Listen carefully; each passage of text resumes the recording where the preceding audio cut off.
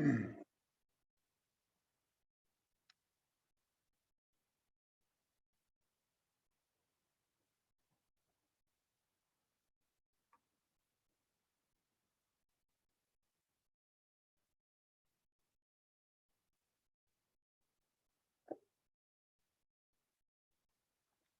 we're going to get started here. It's 5 o'clock.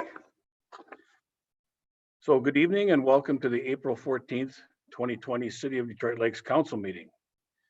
Pursuant to Minnesota Statute 12.29, I, as the mayor, declared and the city council consented to a local emergency declaration at a special city council meeting held on March 18th, 2020. And now pursuant to Minnesota Statute 13D.021, it is hereby found necessary that in-person meetings of the city council are not practical or prudent due to the COVID-19 health pandemic and the peacetime emergency declared by Governor Walz. Therefore, today's meeting is being held through telephone and other electronic means without members of the public or city officials present at the regular physical location. These proceedings are being live streamed through YouTube to meet the requirements of Minnesota Statute 13D.021.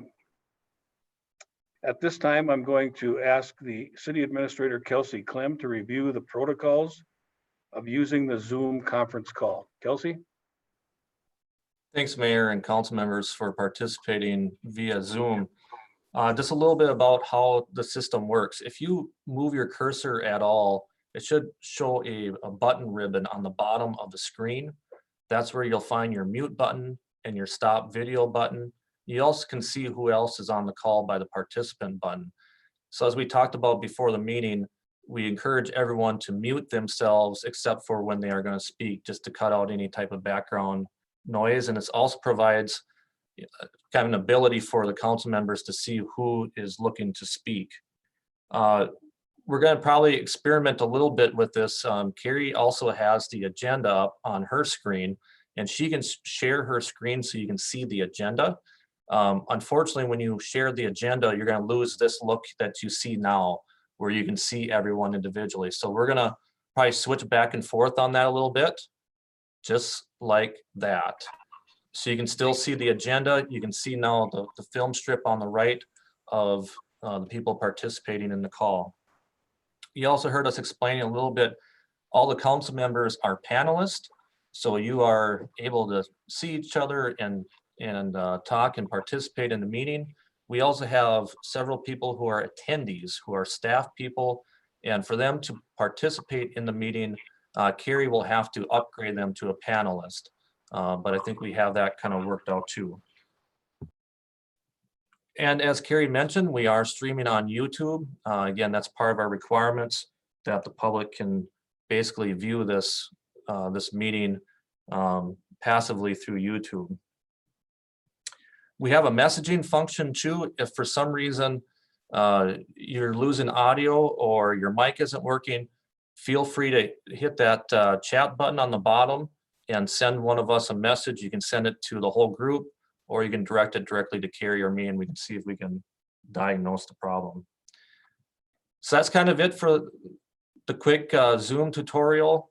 Other things that, just as a reminder again about the muting, the protocol we have to go through too is when you're speaking, especially when you're making motions, say your name. Glory's taking minutes, so if Alderman Boki wants to make a motion, say, you know, Boki makes that motion, Zeman seconds, and so forth. The other thing that is going to get a little bit bulky here is we have to do, all the motions have to be approved through a roll call vote. So even for the minutes, every time there's a motion, the mayor is going to have to do a roll call for each of you to say yay or nay. With that, any questions?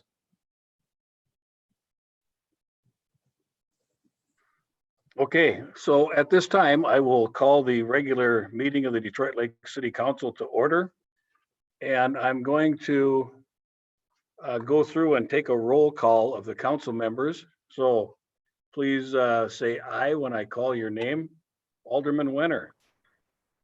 Aye. Alderman Zeman, Aye. Alderman Marks Erickson. Jamie, are you there? Okay, we'll go back to Jamie. Aye. Jamie, okay.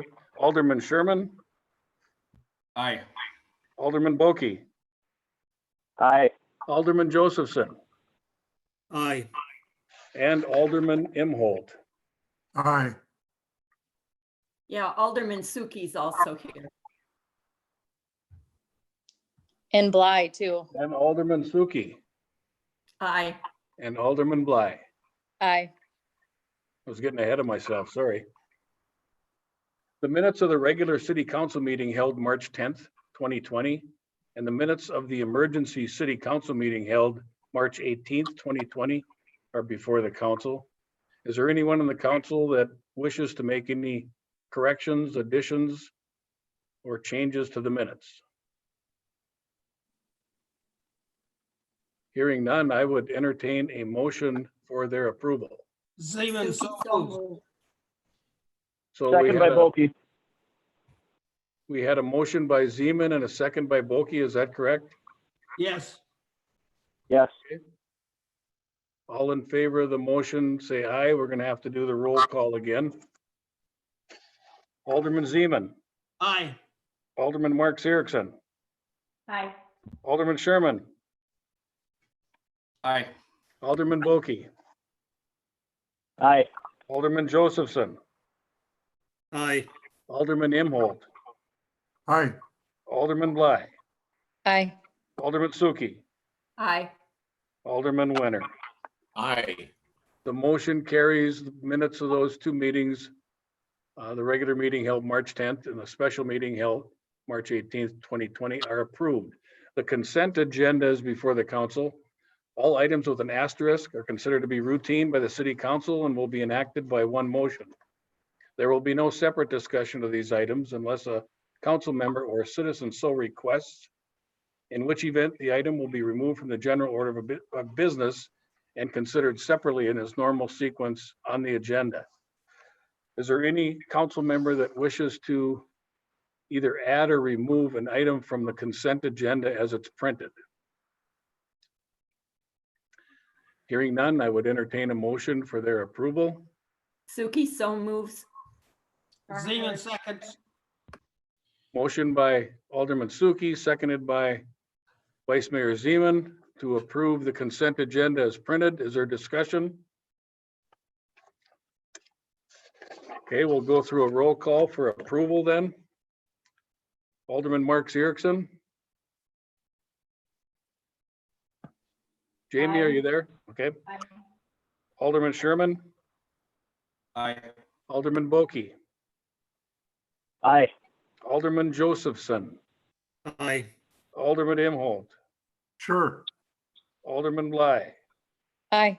Alderman Suki, Aye. Alderman Winter, Aye. Alderman Zeman. Aye. The motion is approved and the consent agenda is adopted. And we'll move on to the Community Development Committee agenda. And the first item on the agenda for the CDC is an update from our Community Development Director, Larry Remen. So I'll turn it over to you, Larry. Good evening, Mayor and council members. This is just a brief update of the Community Development Department. Due to the COVID-19 outbreak, the April 2nd Planning Commission meeting was canceled. This was to give our tech people time to determine and set up a meeting platform for public meetings. The next Planning Commission meeting is scheduled for April 23rd, and we have 6 requests. So the May Council agenda will have more items to deal with. The community development staff continues to work to provide excellent service under the circumstances. At this time, we're working staggered shifts with half the staff in the office and half of the people working at home on any given day. We still continue to receive requests for building permits and variances. And as of March 31st, building permit valuations matched last year at just over $3 million.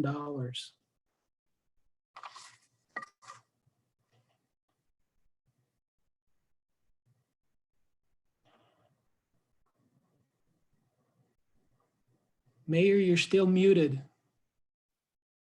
How's that? That's better. Thank you, Larry. Is there anyone in the council that has any questions for Larry? Okay. Alderman Wenner, is there any other items that you have that should be brought before the council from the Community Development Committee? Nothing further, Your Honor. Okay, we'll move on. I've got one question, I'm Matt. sorry. Go ahead, Ron. Just ask you, Larry, are we still getting requests for permits and so forth for the summer? Is that still, I know it might be slow, but are we still getting those requests? Ron, we are still getting some requests. They are not the same as they have been in the past. They're for smaller projects typically, but we are still getting requests for building permits. We're also having questions about subdivisions and zoning changes and variances as well. What about the people that have permits that might be close to expiring, 30, 60 days out? Have we had discussion about what we're going to do with those because of what's going on? A lot of companies aren't working full speed yet. Well, our building official, Nathan Weber, will deal with all of those requests on an individual basis. But I do think that he is certainly willing to extend those given the situation that we're in. Thank you. Mayor, I have a question too. I didn't get a chance to unmute right away. Alderman Imhold, go ahead. Yes, so this Alderman Imhoff, Larry, could you just flesh out a little bit more? I saw a brief announcement about loans through the Development Authority. I'm just wondering if we could flesh out a little bit more for the public, if anybody's listening. Yes, the Detroit Lakes Development Authority established a loan program for the COVID emergency, and businesses are eligible to apply for a $4,000 loan. The term of the loan is 21 months. The interest rate is 2%, and payments do not start until 3 months after the loan is approved. So essentially, they get a 21-month term, but they don't start paying until after 3 months, so they pay for 18 months. And is there any requirements, or is it open to anybody, or? It's open to any business, private or nonprofit businesses are all eligible under this program. Okay, thank you. Any further questions for Larry? If not, we will move on to the Public Works Committee. And I would at this time call on our Public Works Director, Sean King. Sean, for a brief update from the Public Works Department. Thank you, Mayor and Council. I have included in the packet crack sealing plan. We put together a 5-year plan to take us all the way through 2024. Just a brief update on that. I did order a semi-load of rubber that will be here the first part of March, and we will start crack sealing for probably the month of May and June. And I'm currently working on a 5-year plan for the seal coating. We are working on some bids for the following: grinding brush at the compost site. I have talked to Becker County and surrounding communities to see how they handle the compost sites in their area. Also working on exterior repair, cleaning and painting of the pavilion. I know the stucco around the building is flaking off, so we'll do some of them repairs and caulk around some windows, especially on the south side. Some of them windows are in rougher shape. We have not received any bids back. We've had 2 different contractors look at it so far. And then also the library roof, the flat portion of the roof, we have 1 bid back, another one that has visited the site and is working on a bid. And we have another one coming next week to take a look at it and submit a bid for those. Current closures right now, the pickleball courts, tennis courts, skateboard park are closed. The signs are up, and for the most part, the ones with gates, we have them locked. We've also placed signs at the parks with playground equipment, and we have some more signs in. When it gets nice this weekend, I think we'll have a lot of people wanting to play at the basketball courts. It's just a kind of little warning of social distancing for the people using them courts. a few issues with the closures. We did have some kids in the skateboard park. It did not have a gate on the park, so we have since put a gate and we're able to lock it because they continued to just take the fencing down and continue to use the skateboard park. And we did have some shelter house damage at the Long Lake Park. Someone had spray painted that. We're working on removing the graffiti and it may need to be painted after we get the graffiti removed. Quick update on the South Shore Park. They have started the construction on the shelter. It started earlier this week, and I did get a construction plan. It looks like it should be done somewhere around September 4th. They also did some staking of the parking lots, the courts, and the playgrounds. We're going to be looking at moving some trees within them areas that are scheduled to be cleared and grubbed. Marty Solomon is working on a plan and a bid, and he will be submitting that. Currently, what we are working on for the parks, rebuilding the locker room 2. The new ceiling is in. They're in the process of redoing the shower areas. Once that is done, they'll start painting the walls and installing the new rubber on the floors. Also working on painting locker rooms, lobby, and other common areas, and retrofitting the lights to LED lights. Streets, we're working on jetting, sweeping, air patching, tree trimming, and some other miscellaneous repairs. And the shop, they're continuing to work off a list of equipment that needs to be serviced and repaired. Does anyone have any questions? Any questions for Sean? Thank you. Mayor, Alderman Bulkey here. Mr. King, if I can clarify, you said in the packet there was the 5-year seal coat plan, but then was there also a 5-year, another plan you mentioned that I may be missing?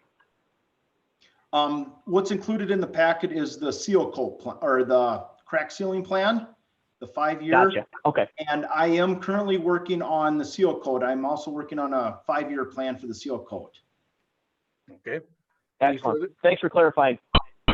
Jamie? Yeah, Alderman Marks Erickson. thank you. Have we ever considered putting cameras up and try to catch some of the vandalism at the parks? And they have to arrive in vehicles with license plates and so forth. Most of them anyway. Kelsey or Sean, do you want to field that question? We do have some cameras up at various locations, but to cover a large park, it would take a lot more cameras than we have at this point. We were able to deter some of the unwanted dumping out at the compost site, which has helped out a lot. It would be a possibility to get more cameras on some of these parks. We do have some at like the entrances, but try to prove when it happened can be an issue, exactly who went in. So it would take a lot of cameras in a lot of locations to make that work. Sounds good. There's a couple locations that seem to get it, so maybe those can look at. Yes. Okay, further questions for Sean?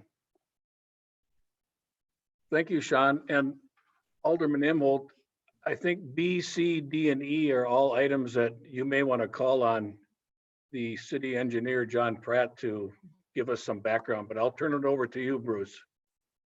Thank you, Mayor. I don't know that we need the background on a couple of these, but when he gets to his engineer report, he's certainly welcome, or he can chime in now if he wants to. But on behalf of the Public Works Committee, I, as Public Works Chair, Alderman Imholt, recommend item B, the final payment to Felt Plumbing for the West Randolph Road and Andrews Lift Station, and I so move. Is there a second? Bly, Alderman second. Bulkey seconds. Okay, I got a second from Alderman Bly. So the motion and the second is on the table, and I'll go through a roll call vote again. Unless there's any discussion on the final payment. Any discussion? Okay, hearing none, I'm going to take a roll call vote. I'll start with Alderman Sherman, Aye. Alderman Bulkey, Aye. Alderman Josephson, Aye. Alderman Imholt, Yes. Alderman Bly, Aye. Alderman Suki, Aye. Alderman Winter, Aye. Alderman Zeman, Aye. Alderman Marks Erickson. Aye. Motion is approved. Thank you, Go ahead, Mayor. Bruce. The next item is C, is consideration of resolution approving the plans and authorizing advertisement for bids for the South Washington Avenue project. Again, as Public Works Chair, Alderman Imholt recommends and moves for the resolution approving the plans and authorizing advertisement. Is there a Seconded by Bulkey. Motion made by Alderman Imholt and seconded by Alderman Boki to approve the resolution approving the plans and authorizing advertisement for bids for the South Washington Avenue project. Is there any discussion on the motion? Hearing none, I'll call. I've got a Go ahead, question. Ron. Does that include two small rotary parks as far as even on North Shore? Is that the final decision by the Public Works Committee? Yes, and how did we get Rotary Parks in there? Oh, I guess that's what they call them in Boston, so. So I just thought Okay. I'd use that here for you, Bruce. Further questions? The motion is for approval of the project and for authorizing advertisement for bids on the South Washington Avenue project. Make And I'll take a comment. roll call vote. Yeah, can I make a comment? Jamie? Yes. Alderman Marks Erickson, go ahead. Just hoping that we're gonna kind of sign these because, you know, many of us really don't drive urban roundabouts very often. And, you know, I understand that they are supposed to be safer for pedestrians, but I think it could be improved with signage, just alerting people to how they work and so forth. No, that's a Okay. good I think that's a good idea. And I think Kelsey also, I've seen some videos like on YouTube that show how these work. They're kind of like a instructional type video. Maybe we could have something like that put on our city website. Absolutely, we can do that. Okay, I've got a comment on that too. My concern on the one down on North Shore is the speed that cars sometimes come off these roundabouts. And I hope that we have a good speed zone on those so people don't come flying off when you have kids and moms and strollers going across the street there. So I am concerned about the safety factor there with that. And I hope that we have the proper speed limits on there so that cars will be going slow. okay. Just a comment. Further discussion. So I'm going to take a roll call vote and we'll start with Alderman Boki, Aye. Alderman Josephson. Dan, are you there? We'll come back to Dan. Alderman Imholt, Aye. Alderman Bly, Aye. Alderman Suki, Aye. Alderman Winter, Aye. Alderman Zeman, Aye. Alderman Marks Erickson, Aye. Alderman Sherman, Aye. and I'll go back. Dan Josephson, Alderman Josephson, can you hear me? Yeah, I lost you guys for a moment, but yes, Okay, the motion is approved. And I'll turn it back to Alderman Zeman, Alderman Imholt. or Alderman Imholt, I'm sorry. Excuse Yep. me. Yeah, thank you, Mayor. Item D, I'm going to make a motion on, and then Kelsey, to give you a heads up that I just need you to do a little short explanation of that. So item D is approving the amended Chris Street Railroad Crossing Maintenance Agreement. Again, as Public Works Chair, Alderman Imholt recommends approval, and I so move. Is there a second? Alderman Winter, I second. So was that Alderman Winter Yes. that seconded? Okay, the motion's been made and seconded. So why don't we turn it over back? Bruce, why don't you go ahead and ask your question? Well, I think Kelsey, it's just a amended agreement. It's not a major change, but I just think maybe our administrator City Administrator Kelsey Clem could just point out a couple of things on it. Yeah, Mayor and Council. So in the packet is the existing maintenance agreement we have for the Chris Street Railroad Crossing. As you know, we have a quad gate right there for the quiet zone. And currently that maintenance agreement spells out, we pay an annual maintenance fee to BNSF for the equipment there. Plus, we're required to maintain the loops into the asphalt, into the road to detect any vehicles coming or any vehicles that are sitting there. The amendment is due to a different technology. So we get rid of the loops that are in the asphalt and they're replaced with basically like a radar detection system for the crossing to detect if there's any cars that aren't trapped inside the arms. So the good news is the amended agreement takes care of the liability that we have in maintaining the loops in the asphalt. The bad news is it does increase our annual maintenance fee a little bit. So that's the trade-off. Okay. So we have a motion and a second on the table. Is there any further discussion on the motion? Well, I have a question, Mayor. When we say a little bit, what are we looking at cost per year for doing this extra work on that? Do we have an idea? It's about $2,000 more per year. Okay, thank you. Further discussion? Again, we'll do a roll call vote. I'll begin with Alderman Josephson, Aye. Alderman Imholt, Yes, Alderman Bly, Aye. Alderman Suki, Aye. Alderman Wenner, Aye. Alderman Zeman, Aye. Alderman Mark Siriksen, Aye. Alderman Sherman, Aye. Alderman Boki. Aye. I think I got everybody. So the motion passes. Before we move on, I want to ask Kelsey a quick question. When some of the council members are jumping in for discussion, do they need to be identifying themselves or are their names underneath on the screen that's visible to the people on YouTube? I think we're doing okay, Mayor. Okay, say Mayor, this is Alderman Imholt. yes. So before we get to item E, which is the city engineer's report, and Mr. John Pratt will do that. One item not on the agenda, and I was going to hold it till next week, but I hear that the county was already on Hodgepodge this morning and mentioned it. So I want to have you the ability to talk about it tomorrow on Hodgepodge.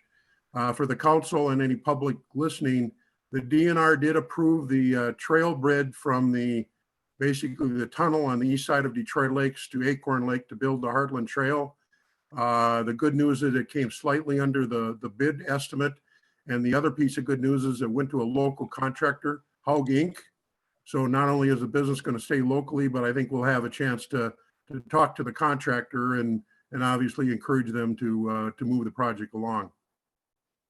Okay, well, that's good news. Took a while to get to this point, but that's really good news. Thank you. Yeah, well, until they start actually clearing the stuff off, I still got my fingers crossed. Okay. All All right. So I got a question, Mayor, on that. Do we actually have the money in our account right now from the DNR? Yes, that's money that was from the 2017 bid process, so a bonding process, so we're good there. We have it. Okay, very good. Thank you. Okay. So, Bruce, I take it you want to turn it over and have the city engineer give a monthly status report, correct? Please. Okay, John Pratt. Thank you, Mayor and Council. We are still proceeding ahead with projects that we had either already on the books or planning for this year. So we're moving along on a number of things. I've got a bit of a memo that follows to some degree my status report that's included in the packet, and I'll hit on at least some of the active things that are going on right now. Starting off with the Randolph Road and Trunk Highway 10 signal project. It's sort of a twofold thing. The first part we started last year, got most of that project done. We do have a wear course and some cleanup that'll need to start. I would expect maybe later in May we would see that wear course come in, and that project or that piece of the project, I should say, come to completion. The second piece of that project is the intersection improvements at Chris Street and at East Shore Drive. and those signal modifications and the signal installation. That project was bid by MnDOT in March. Came in a fair amount over their estimate. I believe it was right around 300,000 or 400,000 over the estimate. Fortunately, our share of that went up only about $3,000. So we do have a little bump to our share, but all in all, I think we're into this project for right around $25,000, thanks to some grant money that MnDOT was able to secure for us and the county. So that project will be starting sometime towards the middle of summer, when we'll start to see those modifications at the intersection and the new lights go up. I think that'll be a welcome thing. Kelsey already touched on the BNSF maintenance agreement. We took care of that. So moving on, Westlake Drive project from Legion to County Road 6. We were in the process of trying to plan a property owner meeting for later this month, just to give the property owners an update. It's been, I think, since last July since we've been in the same room with those folks. Obviously, that's not going to happen given the current situation. So we're sidestepping a little bit, and we're working on a memo that we're going to send out to the property owners, updating them on the status of the project. And primarily it'll be, making sure everybody's aware that we are going to have to delay the project until next year. We're going to talk a little bit about the utility relocations that we still hope to have done this year. Those will be done by not only public utilities for the electrical side, but also communications such as RVEG, CenturyLink, and the gas company. So the silver lining is they will hopefully get their stuff relocated this year, which should hopefully speed up the process and the construction next year when we get to that. So any event, there'll be a few other things in the letter, but we're trying to keep the communication open with those folks. More to come on that. We will try to have a face-to-face meeting at some point in the future when that works out. We're also working on a cooperative project agreement with Becker County on that. We figured now was a good time. We're working on one for South Washington, so we're rolling both of those together to sort of iron out the details of responsibilities and cost participation and things like that. Quick note on West Avenue and Willow Street, talking to the contractor, we're expecting some of that construction activity to start probably around the first week of May. We'll get back on West Avenue and Willow Street and start getting that project complete. The Berquist subdivision, not much to say there. Last communication I had from the developer was that he still wanted to do something with that project, but that was several months ago and I haven't heard anything since. So I'll be a bit surprised if anything moves ahead on that this year. South Washington Avenue, just a few more thoughts or comments there. We met with the county. I think the city administrator had included some updates relative to that meeting from the county board meeting. I think it was last week.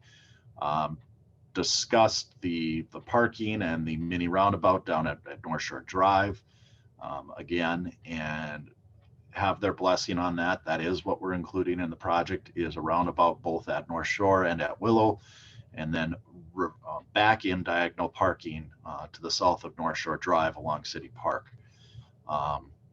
We talked a fair amount about the construction schedule that we're looking at implementing with the project. In short, we would be looking at starting that project about the middle of July. And the initial work would be constrained to just Forest and the alley along the west side of Washington Avenue. Somewhere around the first part of August, we would get into Willow Street and the Willow and Washington intersection, working on, again, just that, which leaves South Washington open to access businesses and so forth. Once the alley work is actually complete, then we would let them into Washington Avenue north of North Shore Drive, leaving the North Shore Drive intersection open. And again, once the intersection at North Shore and Willow is complete, we would move to the North Shore Drive piece. So we've got sort of a logical flow to that, trying to limit impacts to businesses and things like that. The county seemed on board with that, and I think it's going to work well. So we are working on, one thing I wanted to mention was adding a mid-block pedestrian crossing essentially between the Sanford campuses. And when I say that, Sanford is going to be occupying a good portion of the lower level of the new Midtown development. And they're going to have a fair amount of employees and patients and things like that in that area crossing the road. And they requested us to consider a pedestrian crossing in that area. The county at this point is amenable to that.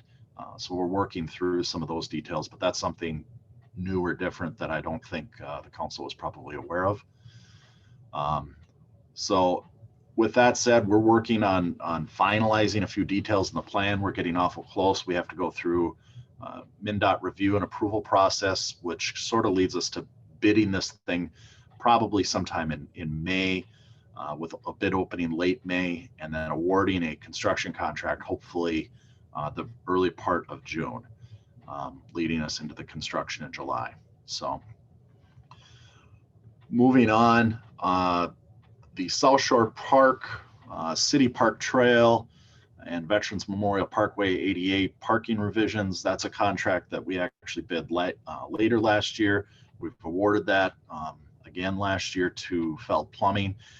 They have indicated that they plan to start working on portions of that project in the middle of May right now. So we'll start to see a little activity on that in another month or so.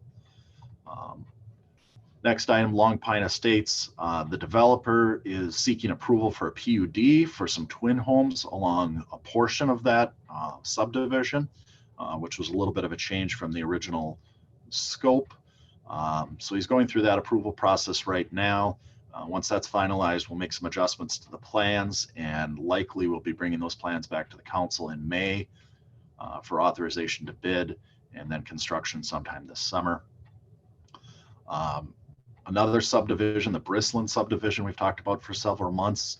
The developer, I haven't heard anything overly recently from them. Last we knew, they're contemplating developing that project with private funds, meaning they wouldn't seek city financing or special assessments for that. They would finance that privately, in which case they would develop the plans and select a contractor privately. We would then in turn be reviewing and approving plans and inspecting the construction. So a little different process than what we see on a lot of our subdivisions. But from everything I know, that still is moving ahead. We'll have to see where that goes. And then lastly, this is not on my status report, and it probably should be.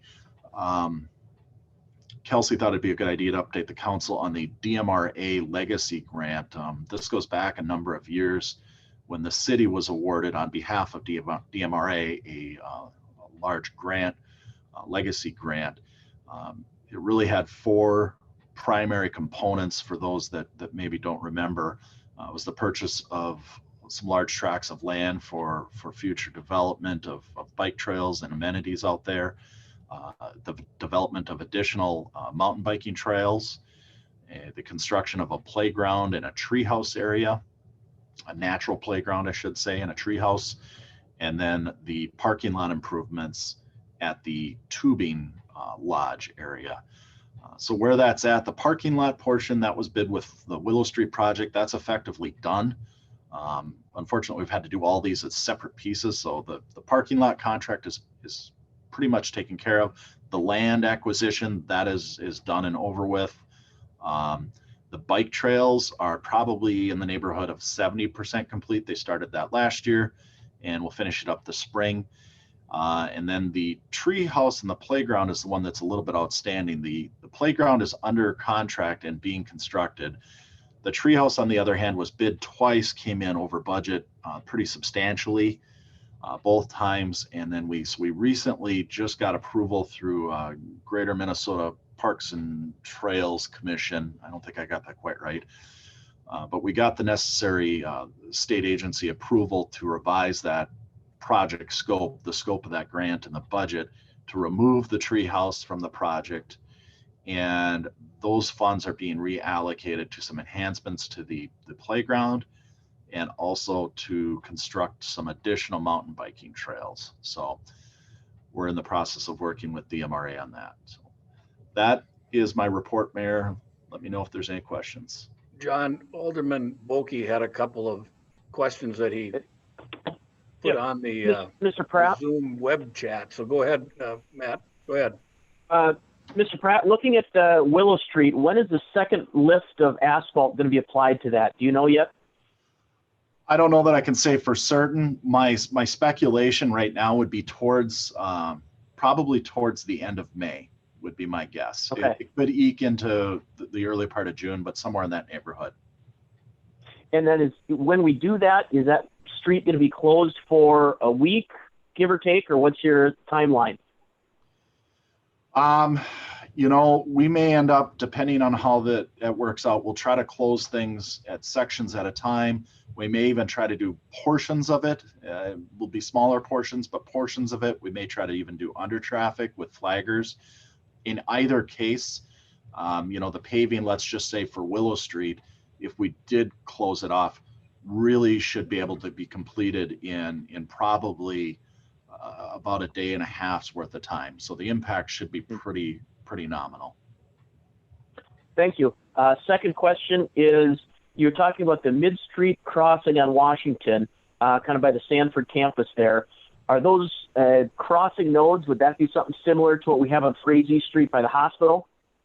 Correct. It'd be similar to between the campuses on for Essentia on Frazee and also by Holy Rosary there further north on Washington. It'd be very similar to that.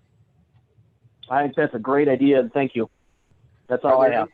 Are there any other council members that have a question? Go ahead, Ron. Brett, we talked a little bit about Midtown in last month's meeting. We talked about that they weren't going to be able to do the landscaping that they originally planned on because of having to make room for water runoff and so forth. Do you know if they've come back with a alternate plan to replace that landscaping that was going to be lost because of that? I'll let the city administrator handle that one. Kelsey? Yeah, Alderman Zeman, Larry probably knows this one a little bit better than I do, but I know they submitted a revised plan to the Pelican River Watershed District, and I don't think I've seen final approval on that, but they did submit a revised plan to them. So they'll have the proper footage that's designated for that piece of property to still equal what they had before? I think it's gonna be very close, Alderman Zeman. Yes, I would agree with what Kelsey just said. They have revised their plans. They're working with the watershed district at this point.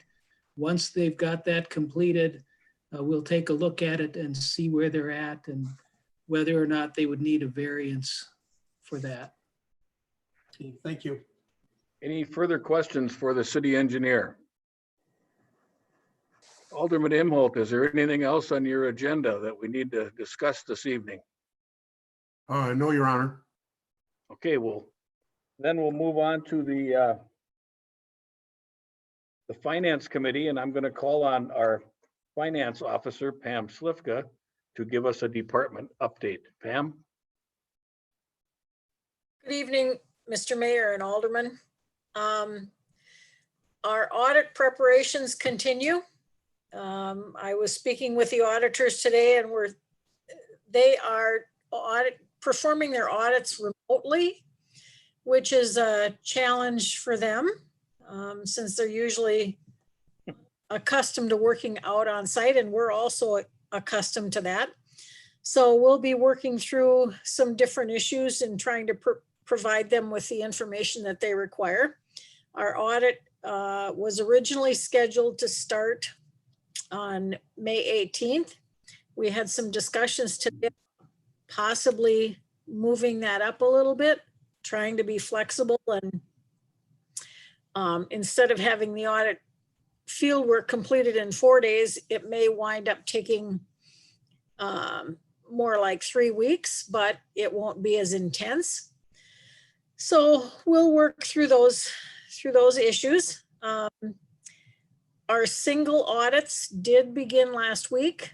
For those of you that aren't aware of single audits, when you receive federal funding of any kind, whether it's loans or grants, you're required to have, you're required to follow certain protocols about having those audited one time. And that audit that's done by the CPA firm will, the federal government used to come in and do their own audit in addition to our CPA firm. There's a new Single Audit Act now. It's not new, but there is a Single Audit Act now that if we follow certain criteria, the government does not come in and do an audit. They will accept the audits done by our CPA firm. So we had, because of the number of grants and loans that we have open right now that have federal funds tied to them. By the way, that's in excess of 10 grants right now that we have open.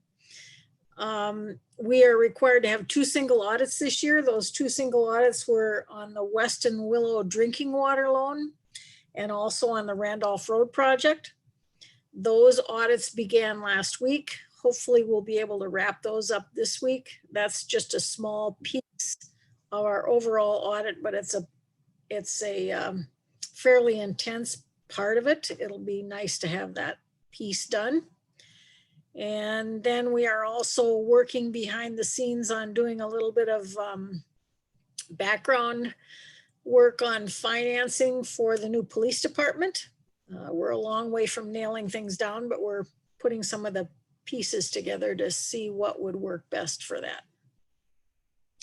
And that's all I have. Okay, any questions for Pam? Anybody? Okay. Alderman Suki, is there any additional items that we need to discuss for the Finance Committee this evening?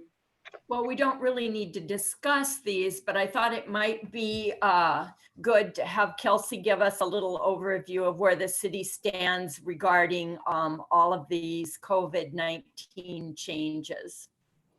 Okay, Kelsey? Yeah, Mayor and Council, I think it's something we continue to monitor. Obviously in the short term, we know food and beverage tax receipts are going to be impacted. The good news there is we don't have those receipts pledged to a debt service payment, so we have some flexibility. The impact probably is, we're gonna have to maybe push back or set aside some of the projects that maybe we were planning on doing, depending upon how long it's impacted or how long it stays down. Again, we expect there to be an impact to our sales tax receipts. We don't know what that looks like yet. We haven't seen March collections yet. And of course, those will be eventually pledged to payment of the police department, but I think we're still confident that, future collections would still be adequate for, that future debt service for the police department. Again, basically in the near term, we continue to receive revenue, continue to have utility payments made. We continue collect permit revenues as Larry was talking about earlier.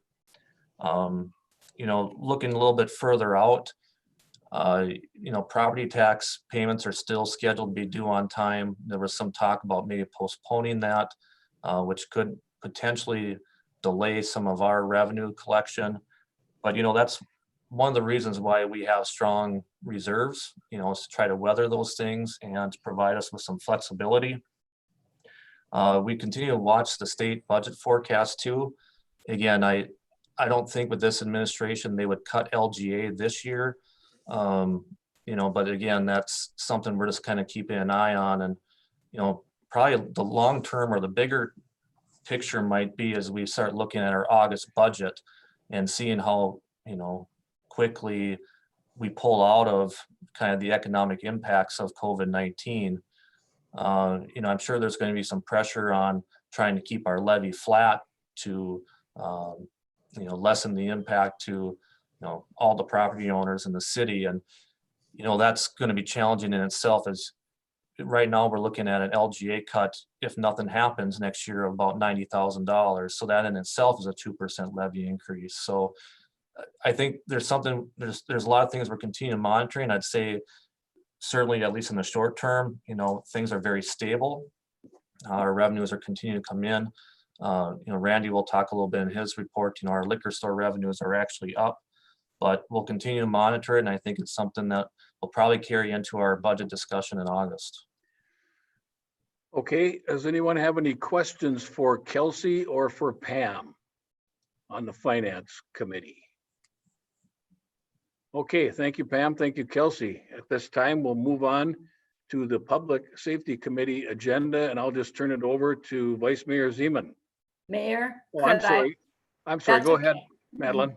Go I ahead. just wanted to express our gratitude to Pam Slifka, our acting finance officer. Now, her retirement date was officially March 31st, and she's been gracious to stay on and help us through this transition. And it's been vital to have her there. So we certainly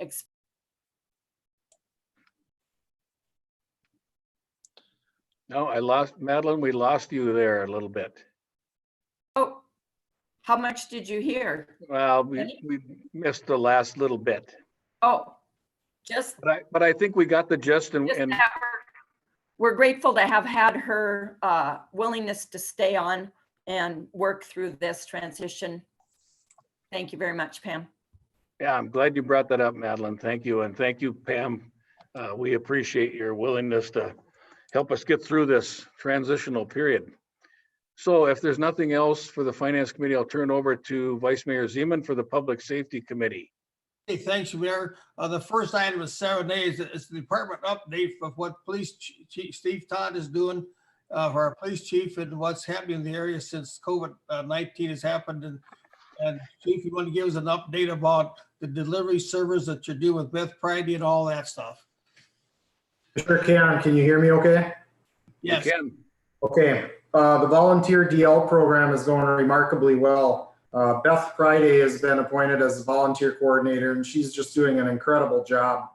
She updated me about the middle of last week. We have over 65 volunteers. So that's just everyday citizens within our community that wanted to help. And also, as of the middle of last week, they'd done over 70 different jobs for members of our community to help out. Over the weekend here, we needed to do a little bit of fine tuning with the project, particularly with the times that the service would be active, narrow down our demographic that we're serving a little bit more, and then also fine tune the types of service that we provide. I talked to Beth yesterday, and it seemed like those fine tunings had really helped out. Ron, would you like me to just go into a little bit about COVID preparations within the department? Absolutely. Okay, so we had an escalation plan that I sent all of you early on as the COVID-19 situation started to escalate. We're fully activated on that escalation plan right now. Our lobby is closed. We're distributing reports via email, fax, or US mail. The volunteer service has completely transitioned to citizen volunteers. Our investigators are working opposite schedules of each other right now. So one of them is working during the daytime and one comes in and works during the evening. We've changed our patrol schedule around, so we no longer have power shifts. We changed all of our power shifts, which started either at 10 a.m. or 3 p.m. We've moved those to the primary shifts, so we don't have any overlap amongst our patrol officers. We're trying to sequester officers into the smallest groups possible. In case any of them were to get sick, they'd spread it to as few people as possible. We've implemented some social distancing rules in the department. Only one officer is allowed in the work area at a time. We don't allow officers to congregate anymore. They can still pull up door to door in their squad cars outside as long as they're 6 feet away.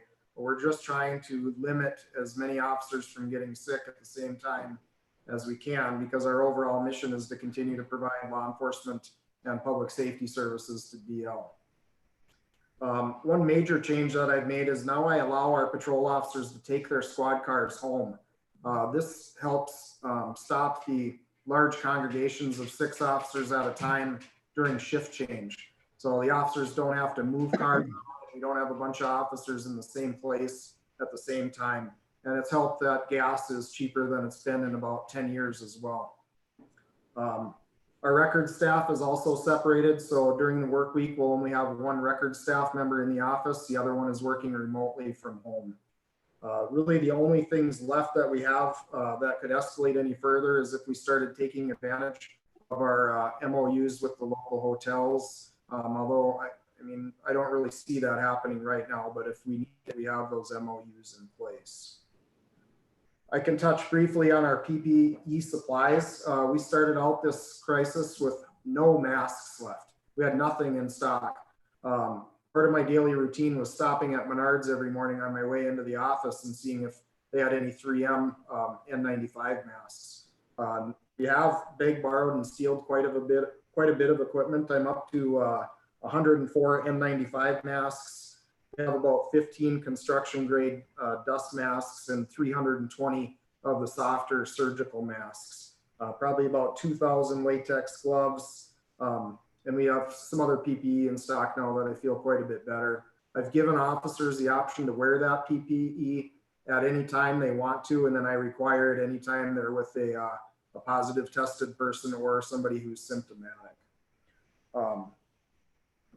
Our calls for service were down 75 calls as compared to 2019 for the month of March. And then just for the first 13 days of April, we're down 100 calls already. So you can see an impact. I'm sure all of you have noticed when you're out driving around town, there's less people out. There's also less traffic accidents, less traffic violations, and less calls to the police department. So the calls have quieted down.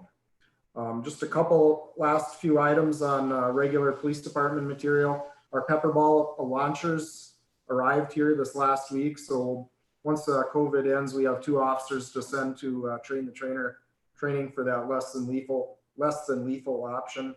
And also our dashboard cameras automatic upload project is coming along really well. We have the antenna installed. We just need to install some hardware in each of the squad cars, but I've been working closely with Scott from IT. That pretty much concludes unless anybody has any questions for me. Chief, would you just, for the benefit of the public, give us an example of what types of things these volunteers are doing and how it kind of works? So if anybody is in need of some help, they'll know who to contact. I'd be happy to, sir. Volunteer DL program is targeted to help senior citizen members of our community with underlying health issues. The reason we wanted to provide some assistance for that demographic is because they shouldn't be out and about due to the COVID crisis going on. They want to expose themselves as least as possible. So that's what the program is designed to do, is to assist senior citizens with underlying health issues. And we want to assist them with doing things like picking up medication from the pharmacy, or even picking up some essentials from a grocery store. Those higher populated areas where a person with those vulnerabilities shouldn't be during this crisis. If anybody needs the assistance from the volunteer DL program, they operate from 8 until 5, so 8 a.m. till 5 p.m. Monday through Friday, and they can call our volunteer hotline at 850-3314, or they can email our volunteer DL email address at volunteerdl@cityofdetroitlakes.com. And again, Beth Friday is the volunteer coordinator. She's doing an incredible job. If you don't get a hold of Beth when you first call, she's probably on the other line, so leave a message and she will get back to you. She's just really doing a remarkable job, highly organized and very motivated to help people. Chief, is that phone number and that email address on our city website or the PD website? It's on our PD Facebook page multiple times. It's on the city website under the COVID-19 section, and scroll down to volunteer opportunities. Okay, thank you. Does anyone on the council have further questions for Chief Todd? Mayor Brink, this is Alderman Emholt. Go ahead, Bruce. Yeah, Chief Todd, it's not a question, it's just a thank you to you and your officers. They've been very visible in the public, and you guys are on the front lines there of dealing with issues. And I just want to express my appreciation and some of the public that have talked to me about what you guys are doing. So thank you. Thanks, Bruce. I appreciate that. I'll pass it on. Further comments or questions? I just want to say, Mayor, that Chief Todd is very excited for this Thursday at 2 o'clock to come along because we're going to be opening bids for the new police department, and we'll have a lot of bids coming in. And it's been a lot of work the last 3.5 years, and Chief Todd has been involved every minute of that. And so we're all excited, the city council, the staff, and we're waiting to see what those bids are going to come in on Thursday at 2 o'clock. Okay, thank you, Ron. Anything further for the chief? I'll turn it back to you then, Ron. Okay, the next item is B, which is the Fire Chief Ryan Swanson to give us an update of what's happening at the fire hall since all this COVID-19 has been in process. So Chief Ryan, can you give us an update, please? Good evening, Mr. Mayor and council members. So with the fire department, we've obviously addressed a few things. We went with the no gathering, no meetings. We did that for the first 2 weeks with absolutely no contact. If we did have a call, obviously we have to run the calls as protocol. But then we put into place that the next 2 members that would respond or showed up at the station would then stay there, and then all other members would check in and leave. So that way we were keeping the social distancing, the gathering, and getting members back home and that type of stuff. We are still continuing that practice. The only thing that we have opened up a little bit is that we are allowing small group training, no more than 6 members, as we have to continue our trainings and make sure members are staying fluent and up to date with knowing the gear, knowing the operations, and that type of stuff. So so that's kind of what's going on there. For our members, as far as PPE, obviously we do have, the air tanks, the breathing systems. Per our protocol, any type of alarm call, structure fire, anything we do, all members are to have that air pack on when they get out of the truck. So we have put it on the firefighters that it is up to their discretion, that if we're going to go do a CO call at a home, if they want to mask up and be breathing the air on their tank, on their back, that is totally up to them. So if they hear anybody coughing or stuff like that, we're just automatically going to be breathing air, which is a little bit different than what we've normally have done, but times are obviously a little different right now. So other than that, we are responding to calls as normal, and all members are showing up and participating, just like last night we had that fire a block from city admin building. So as far as COVID-19, that's all I really got for you guys. Okay, any questions for the chief? All right, thank you, Chief Swanson. Back to you, Ron. Okay, the next item is 7C, consideration to the second reading and adoption of ordinance number 460, and ordinance amending the City of Detroit Lake City Code Chapter 607.04. That ordinance reads that no person shall sell or give away any cigarettes, cigarette paper, or cigarette wrappers to any person under the age of 21 years. I make a motion that we go ahead and pass this ordinance. Okay, is there a second? Second by Alderman Marks Erickson. Is there any discussion on the motion? Questions or discussion? Alderman Volkey here. Do we need to mention anything about vaping? There's nothing in vaping in this ordinance. Okay. Any further questions? Go ahead, Matt. Do we need to mention any? I think maybe, Ron, we should have the city attorney just give us a brief explanation of what we're doing here, if we could. Charlie. Yeah, Alderman Volkey, we did think about doing that. What we decided to do is, with regard to this particular ordinance, is to put ourselves in compliance, with the federal rules, which now went up to, 21 on the cigarettes. That doesn't mean that we wouldn't go through and revise the smoking ordinance altogether to deal with the vaping products. but it's kind of a moving target as far as the federal regulations yet. And so we thought it would make sense to sit tight on that, at least for a little while, until we got a little bit clearer direction from the federal government, the FDA. And then we will probably want to revisit that ordinance. But so we did look at it, and we decided at this point to recommend that no action be taken in the short term, other than to do the ordinance we're talking about now, which puts us into compliance on the age 21 on cigarettes. Any further questions Thank for you. the city attorney? I just would mention that if this is passed tonight, this ordinance will be adopted and take effect as of today. Okay. Further discussion? I'm going to call a roll call vote. Alderman Bly, Aye. Alderman Suki, Aye. Alderman Wenner, Aye. Alderman Zeman, Aye. Alderman Marks Erickson, Aye. Alderman Sherman, Aye. Alderman Boki, Aye. Alderman Josephson, Aye. and Alderman Imhoff. Yes. The motion's approved. Second reading is given and ordinance 460 is adopted. Ron? Okay, next item is D, that's for scheduling the special council meeting for April 28th at 5 PM to approve and award the bid contract for the new police department. Ron, before you make a motion, we would like to move that meeting to 4 PM without objection by any members of the council.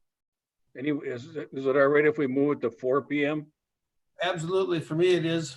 Okay, why don't you so move then, Ron? Yeah, I move that the meeting will be at 4 PM and I so move. Okay. So is there a second to the meeting to schedule, a second to the motion? Second by Bulkey. Okay, motion's been made and seconded to conduct a special city council meeting on April 28th at 4 PM here at City. Is it going to be at City Hall or are we going to do this via Zoom, Kelsey? I'm assuming that we're going to be doing a Zoom meeting. Okay. So everybody just heads up that that's likely, it's probably going to happen. So, okay. Any discussion on the motion? Yes, I have a question here. Go ahead, Bruce. Alderman Imhoff. I haven't been in the loop here. Do we have some indication that the bids are going to come in where we want? And if they don't, what is our fallback? Kelsey? Mayor and council, we've had very positive response from contractors and the number of plan holders. I don't remember the exact number, but we've had a lot of interest in it. So I guess I'm generally optimistic to begin with, but in this case, I am feeling optimistic that we'll have some favorable bids.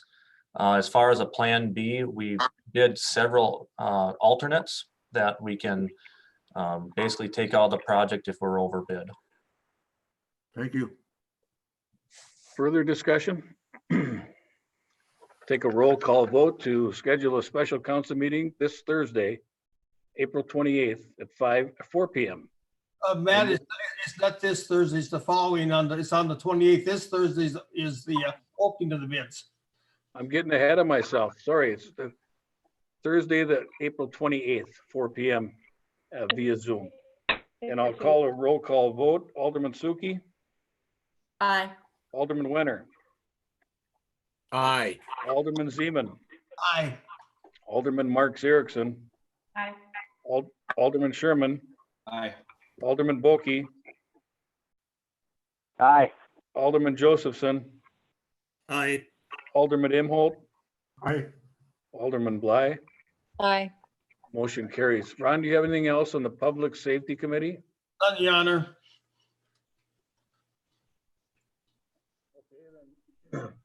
I think we're down to the Liquor Gambling Control Committee agenda.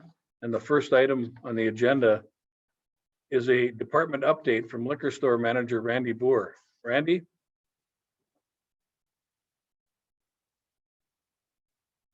Randy, are you there? Randy, you're muted. There you go. Go ahead, Can you Randy. hear me now? Can you hear me now? Yes, Was that a yes? yes. Good. Well, with this COVID-19 deal going on, we became very, very busy. I think the month of March was up pretty close to a little over 40% if we take into consideration the Friday and Saturday that we lost. The staff members have been wonderful. We've actually gotten a few people that were laid off that stepped up to the plate and are very diligent about working the shifts that were needed to fill. Since the governor put this into effect on March 17th, I think the sales are up at least 50%. So it's very busy, which sometimes we run out of a few products. The vendors have been very good about providing us with products. One thing we could use though, if anybody can find some sanitary wipes and hand sanitizer, that would be a wonderful thing. We still have plenty right now for the time being, but we use quite a bit of that product to keep the customers safe. Okay, thank you, Randy. Any questions for Liquor Store Manager Randy Boer from the council? If not, I'll go ahead and turn over the agenda to Alderman Josephson. Go ahead, Dan. Thank you, Your Honor. Item B, we have a memo from the city administrator talking about prorating liquor license fees due to COVID-19. Basically, the administrator put together kind of a package based upon the closure of the bars and restaurants and the impact it's had on their businesses.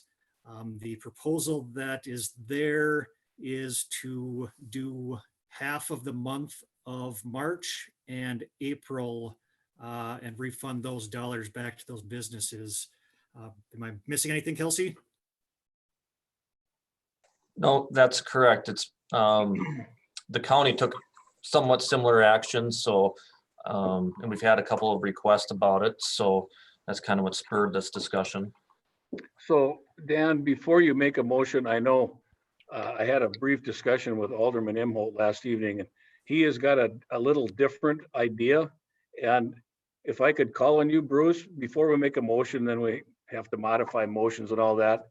Maybe we'll have the discussion first if we could. So go ahead, Bruce. Sure, thank you, Your Honor. This is Alderman Imholt. And I have visited with Councilman Josephson, as well as several of others, you and the city administrator, Kelsey Clem. So what I'm throwing out here isn't a new news to some of you, but my proposal originally was, after I read this, is I wanted the city to come out and be bold and do something really good for the bar and restaurant owners in this community who have supported the city for quite a while.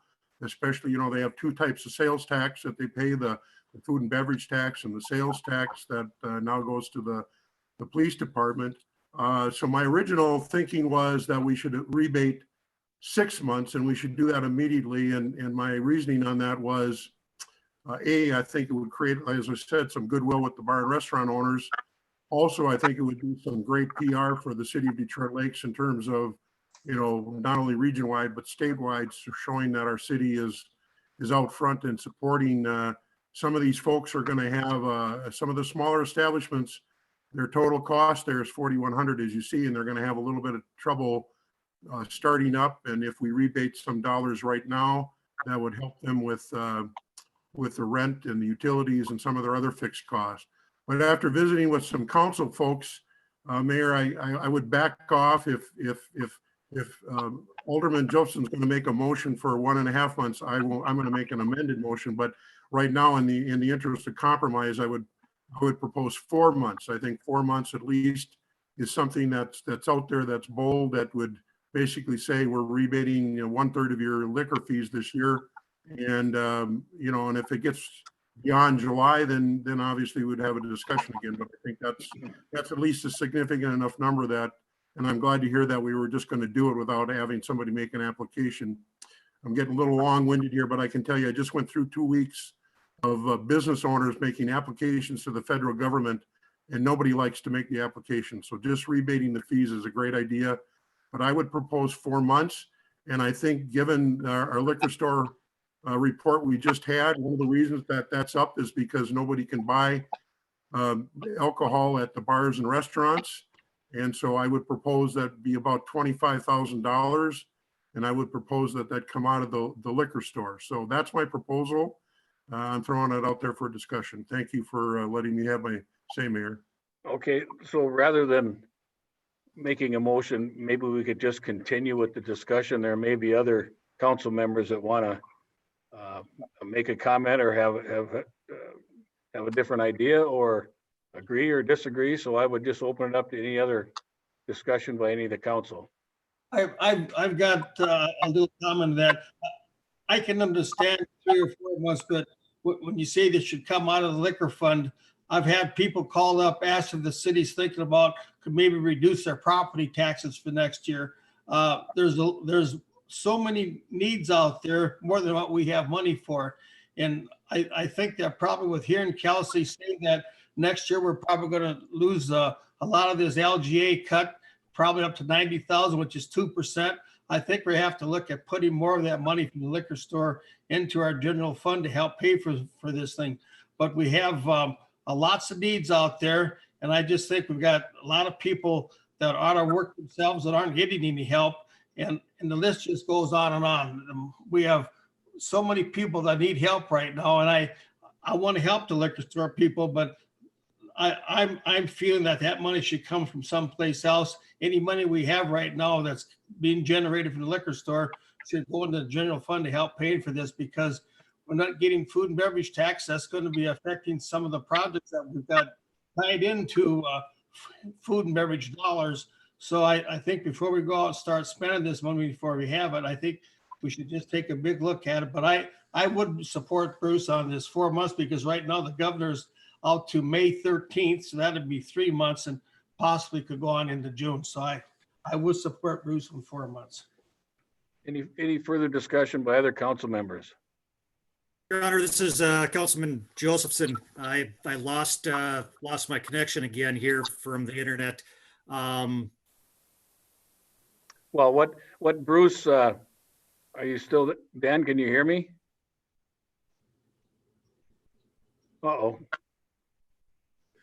I think we've lost Dan.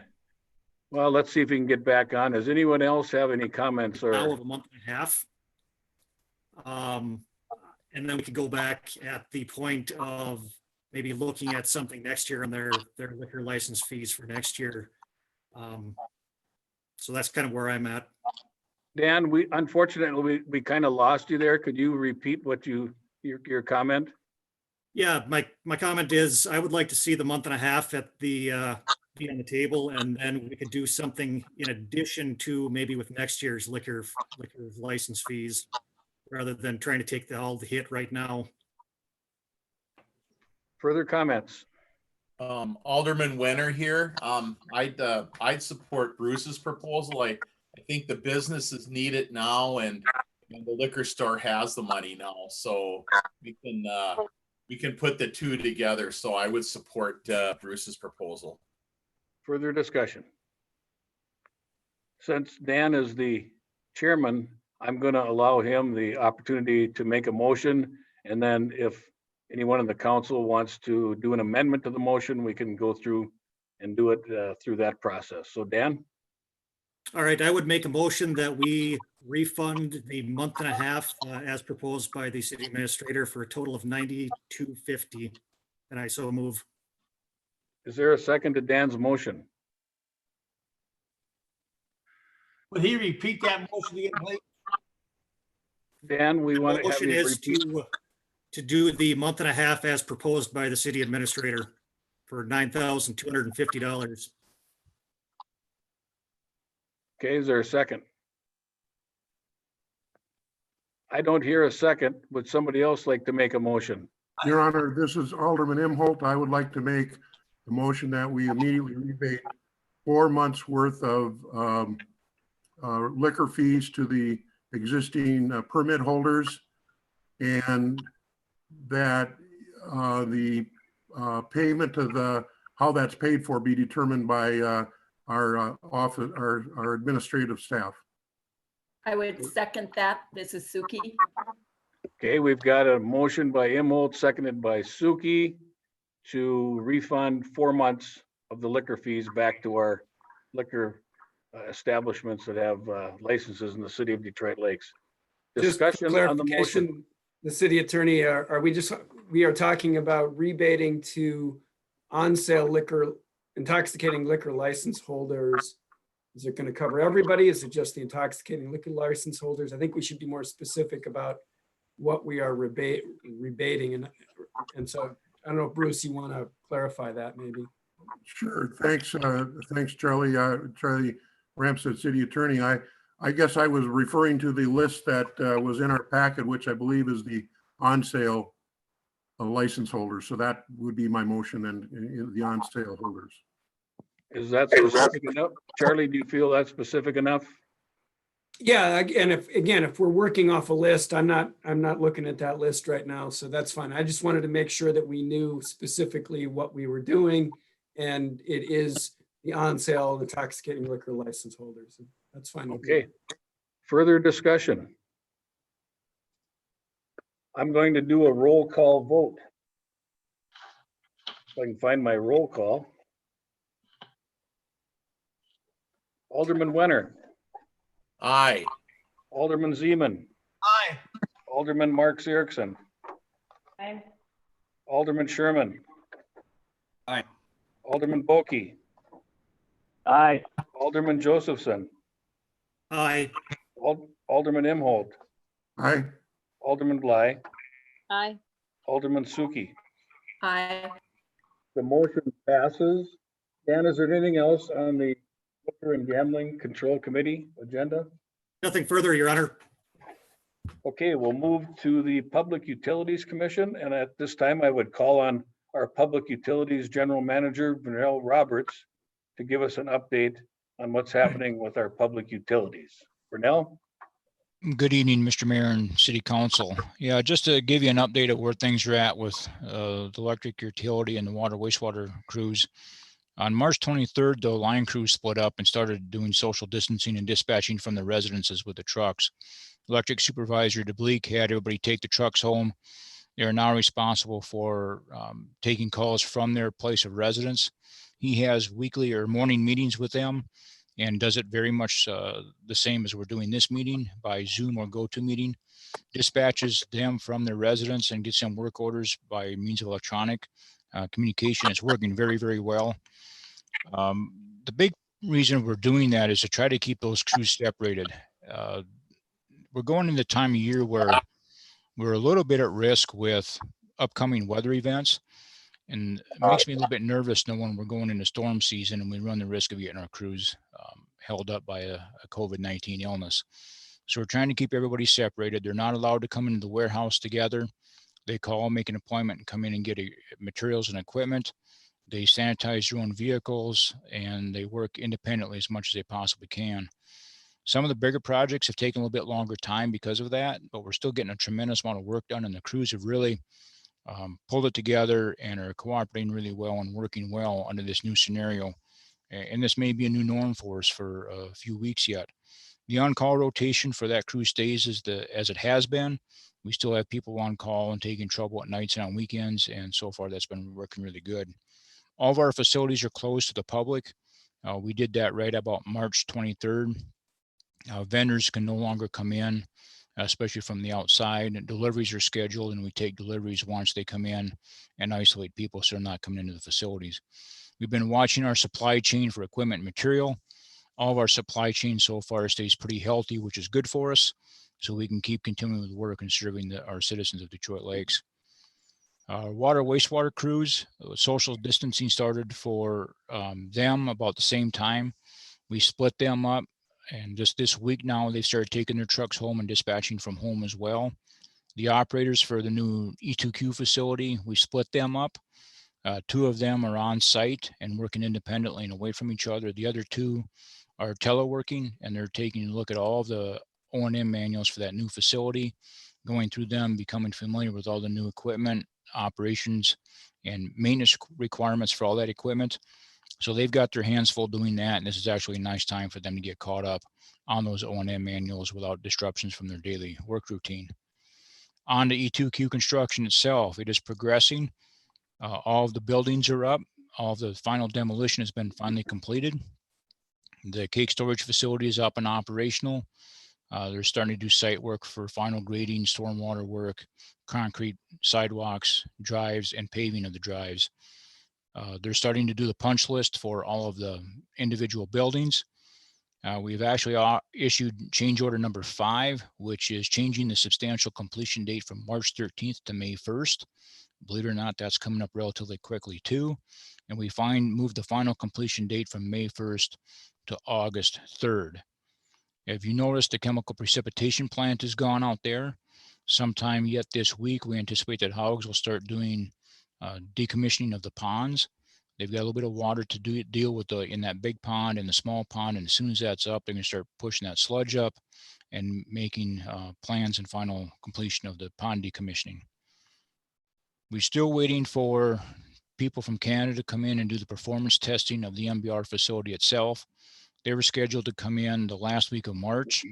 Just about the time we scheduled that, they closed the Canadian and US border for travel. We're not sure what that testing schedule looks like, but we need to get that performance testing done before the warranty provisions of the MBR facility goes into effect. As of today, we're 88% of the construction contract has been paid. So we're getting down to the nitty-gritty on that project, and hopefully by midsummer, when we all get together and take a tour of that at a grand opening, the grass will be green, it will not be snowing, it will not be cold, and we won't be walking through the mud. So with the utility, we actually started a telework plan for some of the utility staff, along with the city staff here in City Hall. We went to split days. Some of the group is working from home, and some of us are still in the office, and we'll swap that up tomorrow. We're finding where some of our weak spots are in our IT system. We're working through that, getting that remedied to be a little bit more efficient as we learn how to telework in this new day. And along with the normal duties of utility staff, I've asked them to take a look at all of the jobs they normally do day in and day out, and how we can refine what we do. How can we improve on what we do? How can we become more efficient in what we do? And how can we serve the public and our customers better? A lot of times we're so busy, we don't get as time to think and dissect our job tasks and how can I refine this to be more efficient and better to serve the public. So I've asked all of my staff to do that, come up with some ideas once this thing settles. I think we're going to learn a lot about how we operate, what we can do better, what we can do more efficiently, and hopefully become a little bit better and stronger as we come out of this COVID-19 situation. Just a couple other last things. American Public Power Association has a program called RP3. It's the Reliable Public Power Provider. A few years ago, we submitted for that and were given the gold designation. And that takes a look at system upgrades, workforce development, financial health of the utility, overall management of the utility, and reliability. And we're able to get an upgrade this year to the platinum designation. We just missed the top level of diamond by just a couple points. I'm pretty sure we'll be able to make some more internal changes to improve our processes to get that diamond designation when we make that application in 2023. It's an excellent way for us to benchmark against other municipal utilities across the country, and it puts us in the upper echelon of utilities across the country. So I'm really proud of our staff and our workforce to work hard to be the top performers across the country and earn that RP3 designation of platinum. We also received the APPA Safety Award for 2019 for no lost time accidents for the utility department. Kudos to the crew for working safely and working smart. That just goes to show what kind of quality of people we have and the good staff that we have working for the city and Detroit Lakes Public Utilities. And we also received a certificate of excellence for reliability. Our reliability at DLPU is very good, and we were recognized by APPA for that as well. One other last COVID-19 related thing, we all hear a lot about that. We opened up a portal for FEMA for submitting application for reimbursement for COVID-related costs. I opened that up last Thursday.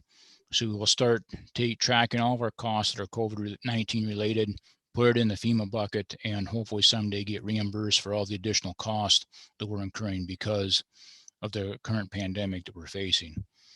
So here's to everybody staying healthy, our staff staying healthy, and Detroit Lakes Public Utilities is in good shape, and we look to continue to serve our community in the best way we can. Thank you, Mr. Okay, Mayor. thank Any you, Vernell. questions? Appreciate the report. Is there any questions for Vernell? Okay, thanks, Vernell. Ron? I'd just like to say to Vernell, thank you for a great report, and tell all your people that we're proud of them for the great job that they are doing for the city, Detroit Lakes with the utility department. Thank you, Alderman Zeman. I'll do that. Thank you. Okay, thank you, Vernell. At this time, I'm going to move on and call on City Administrator Kelsey Clem to give us an update on the city administration side of things. Kelsey? Mayor and council, just a quick update on the airport project. You might have seen an ad going out in the paper. We have an advertisement for bids for the fencing project is out. We have the bid opening scheduled for May 6th. Again, we're still planning on having our application ready for that May 18th grant deadline. There seems to be a lot of indication that they're going to push that back into June, but they haven't announced it officially yet. So we're just continuing working towards that deadline, and we need those bids in hand. The other things you might notice is the apartment building on Highway 59 South has been removed. The steel wood buildings have also been raised. So it kind of looks a little bit different. As Vernell mentioned too, that preset plant is gone. So things look a little bit different around the runway this spring. I think each of the department heads did a great job explaining what their departments have done kind of response to COVID-19 and to mitigate any risk or exposure to the employees. Again, City Hall, our lobby is closed to the public, but we continue to be open. We reduced our hours a little bit from 8 to 5 to 8 to 4. And then on Friday, as Vernell mentioned, we implemented the split scheduling. So basically about half of us are here at any given time and the other half are working remotely through telework. It's been said already, but I'll say it again. Our staff have been great through this whole situation. They've been very patient and understanding.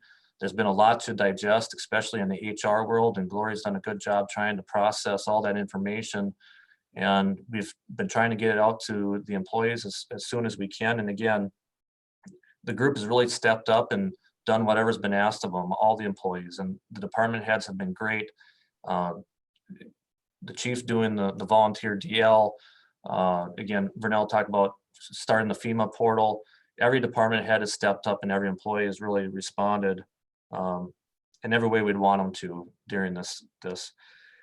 Lastly, just want to echo what Alderman Suki mentioned. I want to say thank you to Pam, and not just for her 9 years of service, but really sticking around here the last month and helping with the transition.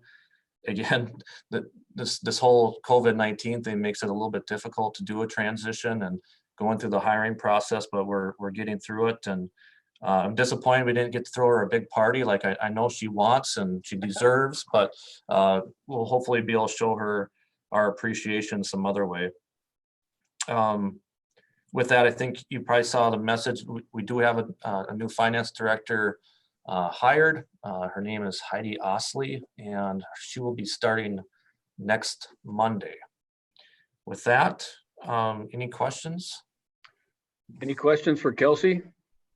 Kelsey, I don't have any questions, but there's an item 13A, and I'm wondering if you could read that for the public, because there's people that will be going to a board of reviews for an appeal. If you could read some of those where they can send their list of complaints to about being overtaxed. If you could maybe read part of that so people know where to send their email addresses to. Yes, Alderman Zeman, the Board of Equalization still has to go on. It's still scheduled for April 28th at 9:30.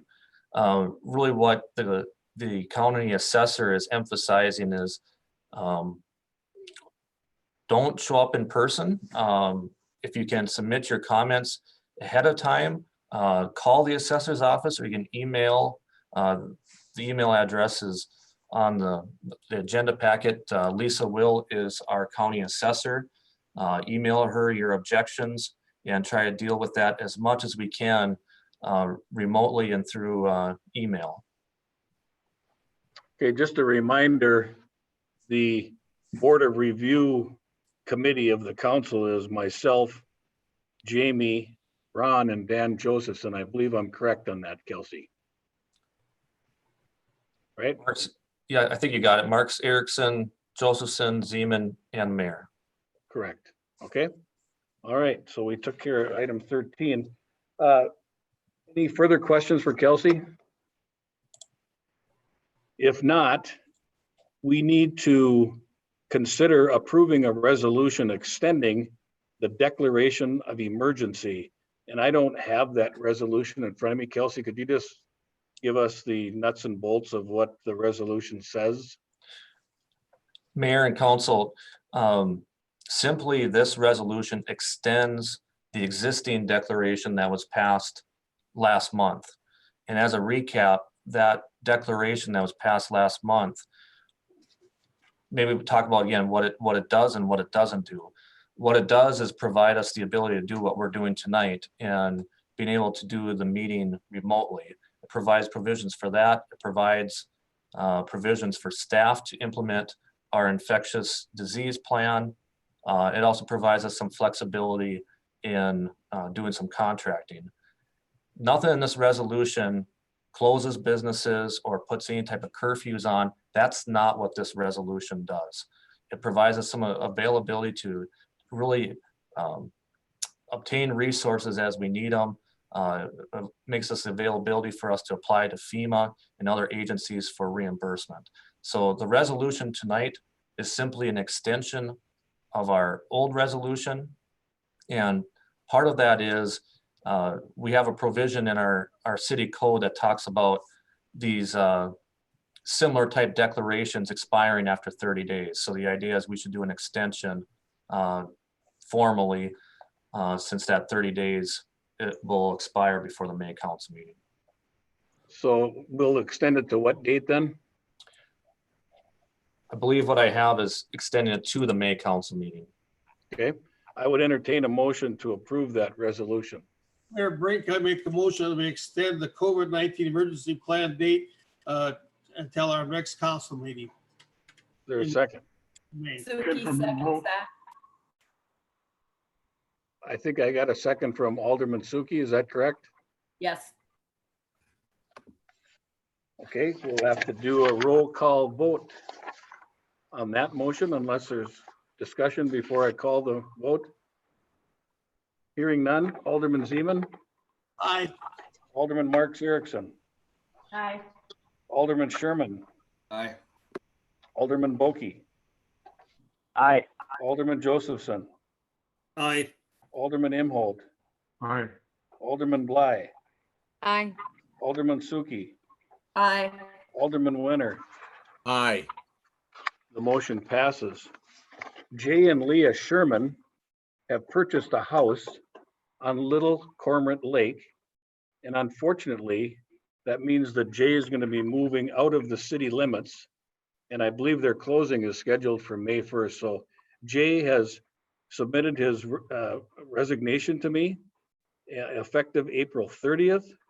And so there's two items I would like to go over with the council. The first one is we need to make a motion to declare a vacancy in Ward 2 effective May 1st, 2020. And then I'll get into the second part of this, but let's go ahead and entertain a motion to declare a vacancy in Ward 2. I, Ron Zeman, make a motion to declare a vacancy in Ward 2 for Alderman. Is there a second? Second, Marks Erickson. Motion's been made and seconded. Motion by Zeman, seconded by Marks Erickson to accept the resignation of Jay Sherman from the city council effective April 30th and declaring a vacancy in Ward 2 in the city of Detroit Lakes. Discussion? Well, are we voting on that? We're gonna vote on it, yep. Okay, I guess maybe this is leading to your next portion, so maybe my discussion would be on the next portion, I guess. Yeah, the next portion is gonna be, you know, what do we do about it? So we need to, for our charter, Bruce, we need to make this motion declaring that vacancy. Gotcha, sorry. So I'll go through a roll call vote. Really hate to see you go, Jay. Thank you. You've done a tremendous job for the city, so. Alderman Marks Erickson. Aye. Alderman Sherman. I suppose I should abstain. Okay. Alderman Boki. Aye. Alderman Josephson. Aye. Alderman Imholt. Aye. Alderman Bly. Aye. Alderman Suki. Aye. Alderman Wenner. Aye. Alderman Zeman. Aye. Did I get everybody? I think so. So the second part of this is, what do we do about filling this position? And over the years, we've had other vacancies and we've done it different ways. I guess what I was going to recommend to the council, and if nothing else, just to start the discussion, I would recommend that we open up the seat to any applicants in Ward 2 that are interested in serving on the council, and that we open that up until the end of business on Friday, May 1st. And then after that, we would have the finance committee be the committee that would review the applicants and make a recommendation to the full council at the May council meeting. And I would like Kelsey, I want Kelsey to add a couple things to that about what the application would look like. So Kelsey, if you could just speak to that for a minute. Yeah, Mayor and Council, what the city council has done in the past is just required a submittal of a resume, and they asked for basically 4 questions to be answered. Summarize their experiences, their community involvement, their goals and aspirations for the city of Detroit Lakes, and lastly, why are the applicant is interested in being appointed to the city council. The idea is we put together a little ad and we get that in the paper really as soon as we can. One other additional thing I just want to make sure everybody understands, that the person that would fill this seat vacated by Jay would serve until the end of 2020. They would be up for election in November if they so choose, but the seat will be up for election in November, just to clarify that. So Your with Honor, that, that's my first question, Mayor Alderman Imholt here. yep. Are we required, I mean, since we're going to be so close to the election, do we need to fill the seat before the election, or can we just announce that the position will be open? I think I know the answer, but I think I'm going to refer it to somebody that's a little smarter than me, and that'd be Kelsey or Charlie. Charlie, you want to take this one? Sure. The answer to the question is that we are not required to fill it because this is up for election later on this year. So you could choose to not fill it. But the other side of that coin is that there's nothing prohibiting you from filling the seat. As the mayor noted, it is up for election, and it's essentially an appointment that would last from May till December. So Your Honor, could I just make a comment here then, Alderman Imholt here? Go ahead. Yep. Well, and I know Alderman, both Josephson and Boki, I believe, have been through this process. There might have been somebody else in the council, I don't remember, but I know they've been both through the process. My feeling is, and we have 8 members on the council, and I would say if anyone in Ward 2 feels that they wouldn't be representative, I'll personally pledge to put my phone number out there, and anybody on Ward 2 that feels they're not getting service from the city to call me personally. But I just don't see a reason to, with 8 members in the council right now, to fill the position. I just soon announce that it's open, and make sure we get between now and May 1st, I feel the pool of applicants might not be as fulfilling as we would like, given what's going on in the country and in the city right now. I just soon say, let's open it up and make sure when the filing period comes around that people are ready to file. So that's my opinion. Okay. Any other thoughts by the council? I just threw the recommendation out because it was a place to start the discussion. I know there's a number of different ways we can do this, and I'll call on, go ahead, Madeline. My question about this is, now is Jay in the last year of his 4-year term, or is he in the second year of his term? That's a really good question. Kelsey? He's in his second term, so it would be a special election in November to fill the remaining 2 years of his The term. remaining 2 years, okay. Good question. Any So- further? My secondary question to that is, if someone is appointed, do they need, does our charter require them to run again in the election, in the general election coming up, or do they fulfill the remainder of that term? No, they have to run again, Madeline. Yeah, I can answer that. They will have to run again. State law requires that. Okay, that was my other question. And Madeline, I think you went through this process too, I did you did, not? and I Yeah. filled out the last 2 years of your term because I took over from you. Okay. When you were elected mayor, Aha. then I filled the last 2 years of your term. Okay. So other thoughts by council members? Mayor Brink, I think because we've got such a heavy load as far as decisions that we've got on these streets and roads and police departments and you name it. And I just think that with us being, we're almost going to be midway for the year here by the time this COVID-19 gets done. I agree with Bruce that I think maybe we could just leave it open and encourage people to run for election when it opens up in August, and then have the election in November for that person. Anybody else want to chime in with a thought? Jamie, I agree with Bruce and Ron. I think it's kind of an odd time to apply for public office right now, and I just think the timing is odd. Now you guys realize if it's 4 to 4, I get the vote, and that might be dangerous. Just kidding. I would entertain a Mayor, this is Alderman Volkey, and speaking up, going through this process along with Madeline Suki, it was a good way to get candidates in there and see if political office is a good fit for them. There again, I think with the environment we're in, that I think it would be best just to hold off, especially by the time we get this done. They may only be in there for 4 or 5 months. So I think it would be best for us just to hold off and advertise, as Mr. Imholt mentioned. I'm hearing that the unofficial consensus is probably just to leave the seat open. So I would entertain a motion Matt, from someone. I have one. I'm sorry, Dan, go ahead. So currently, when we have votes on funding issues, especially expenditures, we need 90% of the council to pass those motions.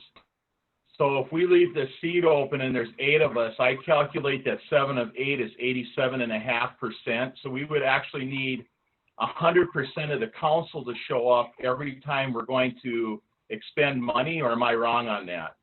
Charlie? Again, I haven't done the math, but I think you're correct.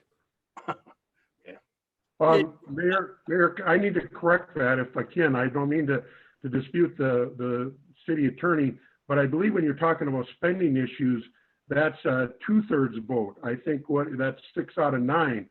I think the 90% you're referring to, and I don't know the exact Minnesota statute number, if Kelsey can chime in, but I believe that's for some consent on these construction projects.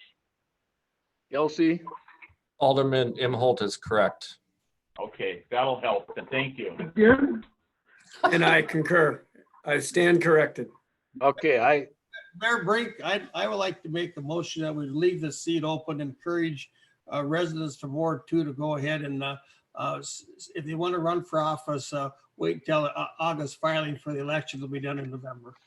And Imholt seconds that. Motion's been made and seconded. Motion by Alderman Zeman, seconded by Alderman Imholt to leave the vacant seat open in Ward 2 that's being vacated by the resignation of Jay Sherman, and to leave that open until the November election this year. So we'll do a voice or a roll call. Matt Brink, before we go any further, could you tell the people out there in TV land where Ward 2 is? We all know where it is, but in case people want to know exact kind of approximately where that area is. Well, Ward 2 is from the, and correct me if I'm wrong, Kelsey, it's from the east side of Minnesota Avenue going east and south of Frazee Street. Yeah. And it's Minnesota going east, but south of Frazee Street. And it also includes East Shore Drive, and I don't know how far around Big Detroit it goes, maybe halfway. It goes to Sucker Creek. Sucker Creek, okay. So it's, basically the east side of the main part of Detroit Lakes and East Shore Drive around on South Shore Drive to Sucker Creek. Thank you. And Your Honor, I believe those ward boundaries are on our city website if any resident wants to check and see what ward they're in. Your Honor, this is Alderman Imholt. Yeah. So the ward boundaries are fine, but I would have to say that our whole city council, I know that Ron and Dan sometimes will get involved in issues in other wards, and all the aldermen and all the council people do that. And I really think our council is responsive to anybody who's in the city. So if anybody in Ward 2 has an issue, I think they can call anybody on the city council. Sure, yep. Further discussion, we have a motion and a second on the table. I'll do a roll call vote. I'll start with Alderman Boki. Aye. Alderman Josephson. Aye. Alderman Imholt. Aye. Alderman Bly. Aye. Alderman Suki. Aye. Alderman Winter. Aye. Alderman Zeman. Aye. Alderman Marks Erickson. Aye. And I won't call on you, Jay, but again, I really hate to see you go. You've done a really good job on the city council, and I wish you the best out on Little Cormorant Lake, and I'm going to take you up on that invitation to come out and have a cold refreshment on your deck. It's definitely been an honor, and we've still got one more meeting. We've got to take a look at the bids for the new police station. So I got one more Yes. meeting to go. Thank you. You have one more. Okay, Jay. We've already taken care of item 13, which is the border review. In the packet are the joint governance meeting dates for 2020 and also the city council meeting dates for 2020. Is there any staff member that has anything additional for this evening's council meeting? I hear none. Is there any council member that has an additional item for the good of the order? Mayor Brink, I'd just like to make a comment here. First of all, Jay, good luck to you, and glad to be working with you on the city council, but the item comes up under Pam here. And I know she's going to be leaving us, but I certainly hope that once we get this COVID behind us and we can get together as a gathering group, that maybe after a city council meeting in July or August, we could have her come back in an afternoon or something and give her the proper recognition that she deserves. She's done a fantastic job for us, and she deserves more than just a goodbye on the video here. So if she would come back and join us, I would certainly hope that we could plan a goodbye party for her for the great job she's done for the city for all these years she's been here. We were all nervous when she first came. We didn't know anything about her, and we knew we had a great person that was in office before she did come. And she came over and she just moved the ball right on down. She kept going and never stopped. So I think we certainly should have something planned for Pam to give her the real recognition that she deserves. I think we all agree, Ron. It's just that Pam is kind of reluctant. So we'll see if we can work on her, and I'll appoint Kelsey to be to head that up. I'll have a limousine go out and pick her up. Okay. That would be good. Is there any other items that need to come before the council this evening? Your Honor. Mayor, Go ahead, Jamie. Just wanted to say thank you so much to to Pam and to Jay and to all the staff that are working so hard and smart on behalf of our community. Matt? Just to reiterate, Pam and Jay, thank you for your time. I think you've definitely moved us along, and also to the rest of the staff to become very flexible and very nimble in these times of closing the public, but yet still providing excellent service. So please, department heads, pass that down. Bruce? Yeah, I was just ditto to what Matt just said. I thank again all the staff for being receptive to still being open and providing services to our residents. I think the Zoom thing, Mayor, worked pretty well. I was surprised I could even log in with the help of my administrative assistant here.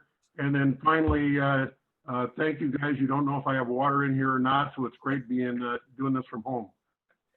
Well, you were certainly all much better behaved than normal tonight, so that's good. Yeah, you. I was surprised you didn't mute Ron and I at some point. I thought might happen. Right. So Kelsey, you're going to be sending out an email with a link to log into the Zoom meeting for the 28th, was it, for the bid Yeah. opening? Yeah, Mayor and Council, just want to quickly touch on some of those upcoming dates. So next week, we also have the Planning Commission meeting, as Larry had mentioned, and we're planning on doing that as a Zoom meeting. So that information has gone out. And yes, for that special council meeting on the 28th, we plan on doing another Zoom meeting. So look for your email. You'll be seeing an invite for that. And then I think the big question is the May council meeting. I don't know what that, what that holds yet. That's something we'll have to talk if we got to do another Zoom meeting and figure out how we're going to do committees. I have a feeling the agenda will be a little more robust in May as we have planning commission items to take up to, and I know there's a few other things that we're gonna have to deal with too in May. Okay, last chance for any comments before I adjourn the meeting. Me, Madeline? Suki, just wanted to say thanks to Jay. It's been a pleasure working with you. And of course, our kudos to all of our utility people and our city staff. It makes working with Detroit Lakes City a great pleasure. Okay. I Well, was gonna well say, put. looking at my calendar here, May 13th comes the day after our May council meeting, and Walsh has us still shut down until May 13th, so it probably will be in a Zoom. Most likely it will, yeah. Okay, thank you all for your participation. I think it actually went pretty well, and we will see you on the 28th. And with that, this meeting of the regular meeting in Detroit Lake City Council for April is adjourned. Thanks, everybody.